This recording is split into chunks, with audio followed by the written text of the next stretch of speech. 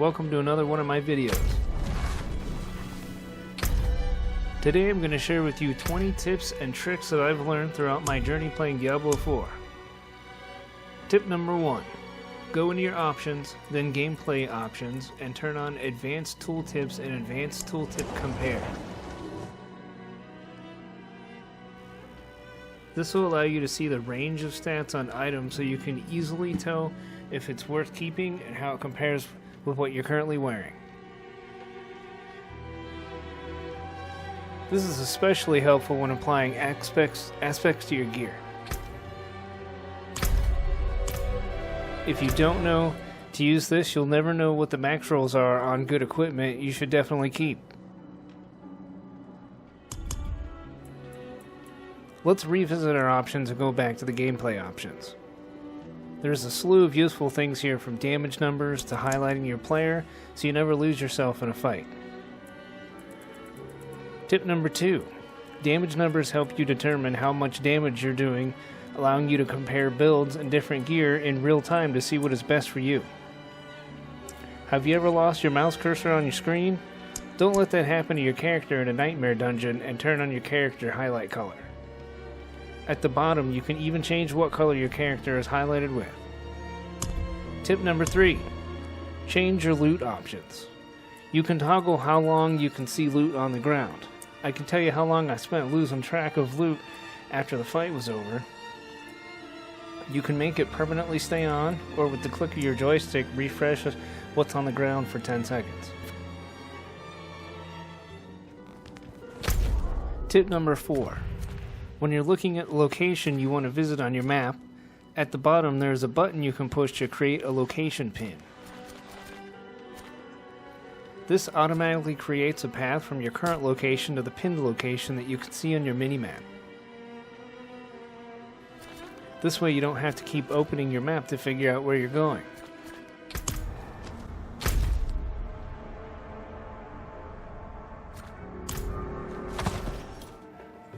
Tip number 5. This one is not as useful, but still a lot of fun. I'm not sure if it was always this way until the recent patch, but did you know that if you use multiple horse charges at once, your horse now runs really fast?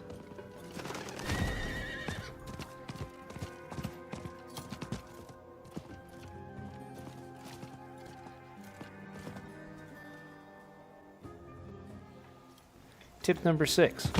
Don't forget that every 10 to 15 levels, you need to go to the alchemist vendor in any town and upgrade your healing potions. Use the alembic, the crucible, whatever If you level up too far, without doing this, your potions become useless and will not heal you for enough health to help you. Tip number 7. My next tip is that, of course, it's your game and you can play how you want. However, I highly suggest at least looking up a few builds on sites or apps like Maxroll and Icy Veins to get a better grasp on what skills and aspects to build your character with. There's many websites out there dedicated to helping people play all iterations of the Diablo series. These are just 2 examples.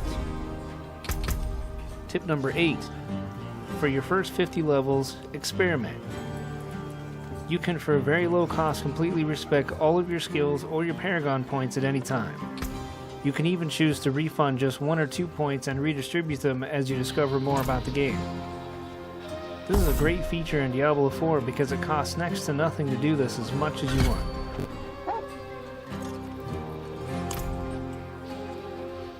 Tip number 9. Treasure goblins are tough to stop, but they do show up on your mini-map and can be seen before they see you. Spotting one before initiating combat is sometimes essential to keep it from running away before you can reach it.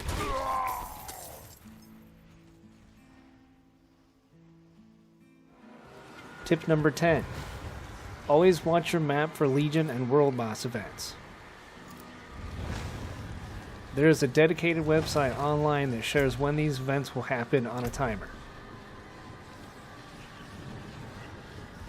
These events can give you specific cosmetic items only found at these events, as well as great experience in legendary or unique drops.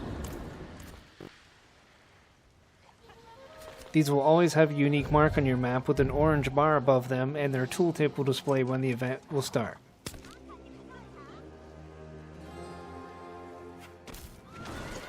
Tip number 11. Always participate in Helltide events marked by the orange circles when you see them appear. This is the only place that you can acquire Forgotten Souls, which are needed for some of the legendary equipment upgrades. These also give you a good amount of experience in Aberrant Cinders.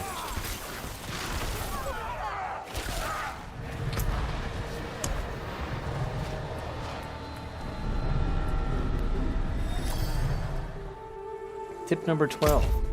There are maps out there that other players have made on Google that will show you every single location of all the altars of Lilith. This is definitely worth taking the time to seek all of these, because each altar gives you your character's bonus, all of your characters on your account a bonus, and the renown rewards you get are also very helpful. Tip number 13. We could all use more gold and more veiled crystals, right? I would suggest selling all normal and magical blue gear to vendors that you find for gold, and breaking down every rare yellow and orange legendary piece that you're not going to use at the blacksmith. This gets you gold at the same time as giving you specific materials needed for upgrading gear later in the game. You can of course also sell all your rares you find for a while if you need some extra gold, but it's always a good idea to keep tabs on how many veiled crystals you have so you don't run out. I can break that down. Tip number 14. Check the shop vendors every day. I know a lot of you feel they're pretty useless and just for selling gear for gold, but that's not entirely true. All three vendors, jewelry, armor, and weapon vendors in Tier 4 can be selling rare ancestral items with perfect stats at any time. See anything you like? They do reset every hour, so don't forget to check them. You don't want to miss out on something great. Tip number 15. When you start running Helltides and Nightmare Dungeons, killing lots of mobs farming for experience, don't forget all about those elixirs that pile up. Elixirs give you a stat boost, yes, but every single elixir also gives you 30 minutes of 5% experience boost, which can be very helpful over a long period of time.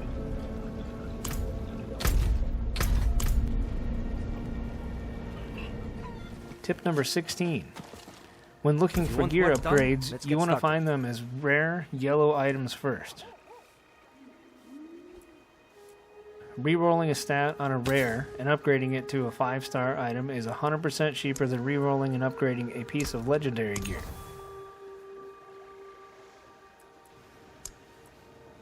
You can upgrade a rare item and afterwards apply an aspect and it makes it into a legendary item.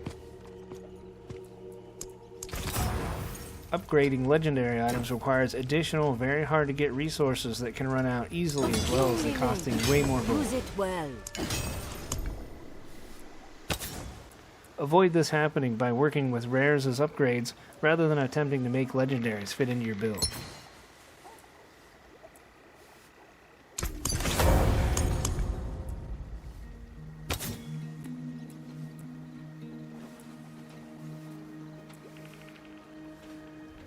Tip number 17. We have all looked at the codex. There are tons of aspects in there that can be claimed simply by completing a dungeon. If you compare a codex aspect with an aspect extracted from a legendary piece of gear, you'll see that there's a difference.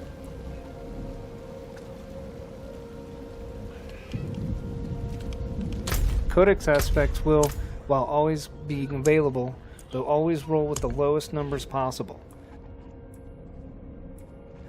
Inventoried aspects have a percentage range that can be rolled for their stats. All codex aspects should be eventually replaced with higher quality aspects that you find from items. Some aspects can only be found from legendary gear found in the game and are not in your codex.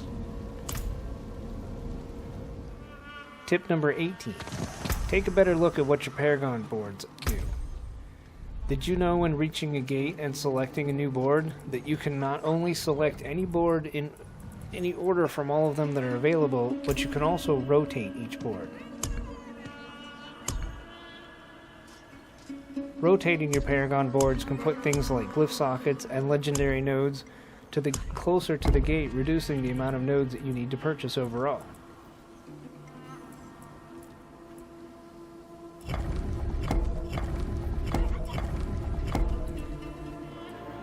Tip number 19. When you begin a nightmare dungeon, if you open your map, you can immediately teleport straight to the dungeon.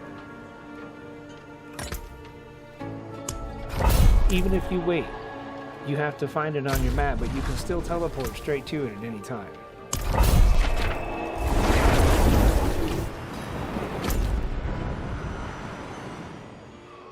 Tip number 20. Last but not least, when farming chests in Helltide, watch your mini-map for chests that you can't see on your large map.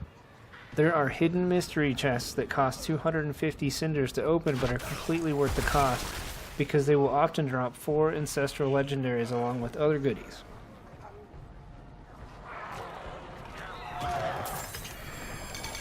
That's it for now. Those are currently all the tips and tricks I have. Thank you so much for watching the video to the end. Thanks for watching. Good luck and happy slaying.